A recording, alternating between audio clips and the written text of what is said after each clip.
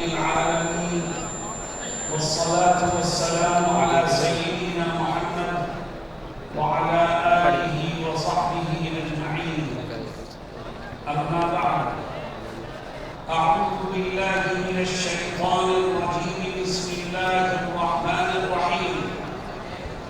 ولا تهنوا ولا تحزنوا وأنتم الأعلون إن كنتم مؤمنين. صدق الله مولانا العظيم.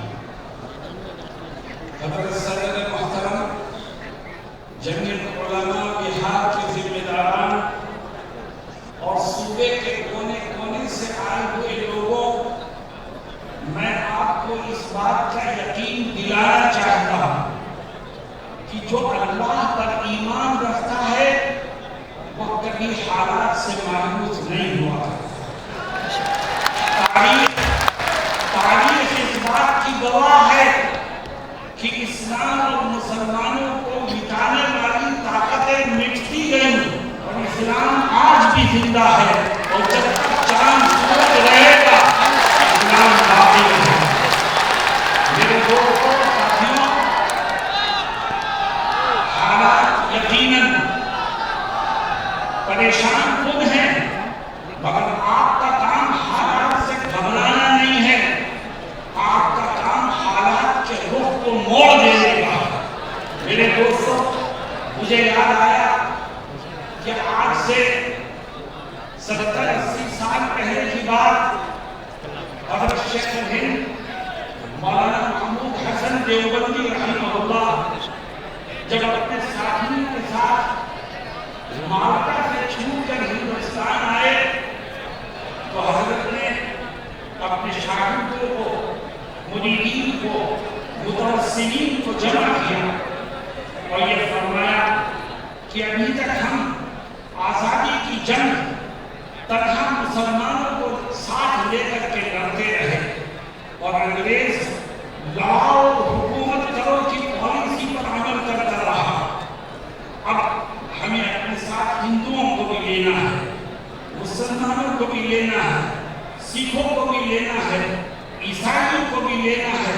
اور جب سارے ہندوستانی مذہب سے اوپر اٹھ کر انگریزوں کے خلاف کمر بستہ ہو کر میدان میں آئیں گے تو اس طاقت کو یہاں سے اپنا بوریہ بستر بول کرنے پر مجبور ہونا پڑے گا.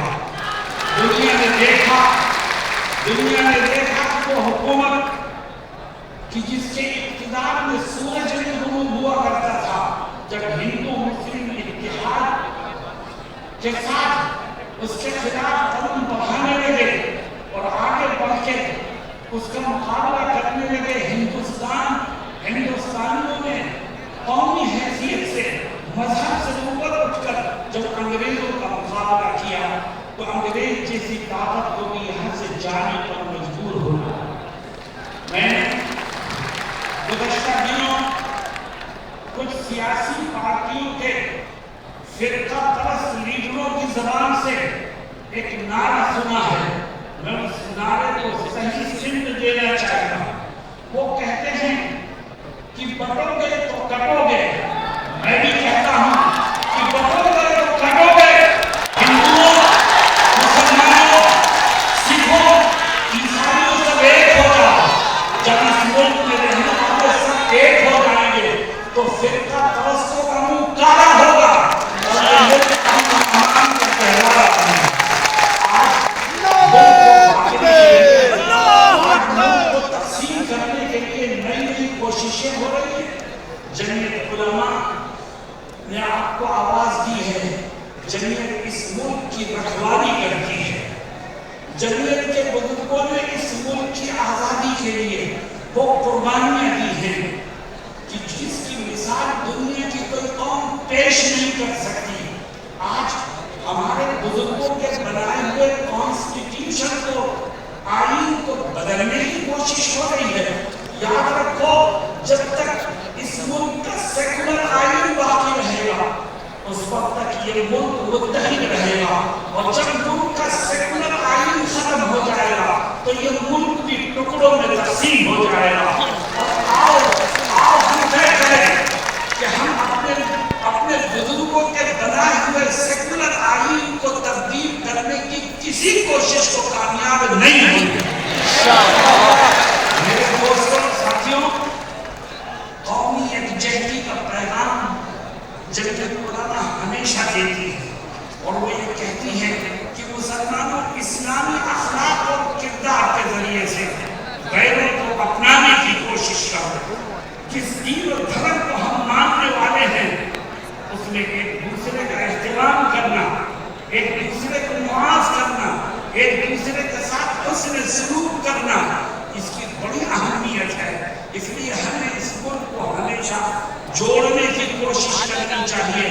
وہ طاقتیں جو نبی کریم صلی اللہ علیہ وسلم کی شان میں گستاخیاں کر کے مسلمانوں کا دل دکھانے کی کوشش کرتی ہیں، ہم ان طاقتوں کو یہ بتانا چاہتے ہیں کہ ہم اپنی ہر چیز قربان کر سکتے ہیں مگر اپنے نبی کی ناموس کا سودا نہیں کر سکتے۔ جہاں تک ہو سکے گا ہم نبی کریم علیہ السلام کی عزت اور ناموس کی حفاظت کرتے ہیں اور انشاءاللہ آخری دم تک کرتے رہیں گے۔